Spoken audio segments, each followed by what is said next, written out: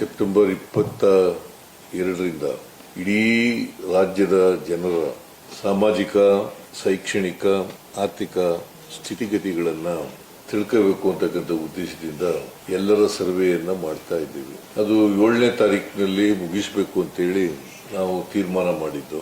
ಕೆಲವು ಜಿಲ್ಲೆಗಳಲ್ಲಿ ಇನ್ನೂ ಕೂಡ ಈ ಸರ್ವೆ ಕೆಲಸ ಪೂರ್ಣ ಆಗಿಲ್ಲ. ಇನ್ನು ಉಳಿದಿರೋದನ್ನ ಏನ್ ಮಾಡಬೇಕು ಅನ್ನೋದ್ರ ಬಗ್ಗೆ ಇವತ್ತು ಚರ್ಚೆ ಆಯಿತು.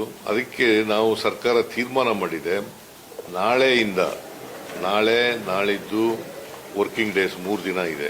8, 9, 10 3 ದಿನ ಇದೆ.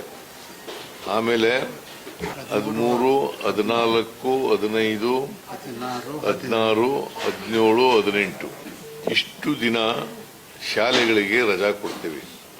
ಗೌರ್ಮೆಂಟು ಕಂತೆ ಇದು aided schools mid term examination ಬರ್ತದೆ. ಯಾರು ಮಿಡ್ ಟರ್ಮ್ ಎಕ್ಸಾಮಿನೇಷನ್ ನಲ್ಲಿ ತೊಡಗಿಸ್ಕೊಂಡಿದ್ದಾರೆ ಅವರು ಈ ಮುಂದುವರೆದ ಸರ್ವೆ ಕಾರ್ಯದಲ್ಲಿ ತೊಡಗಿಸ್ಕೊಳ್ಳೋಗಿಲ್ಲ.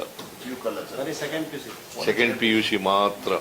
ಸೊ 8 ವರ್ಕಿಂಗ್ ಡೇಸು ರಜಾ, ಉಳಿದವು ಗೌರ್ಮೆಂಟ್ ಹಾಲಿಡೇ ಬರ್ತವೆ.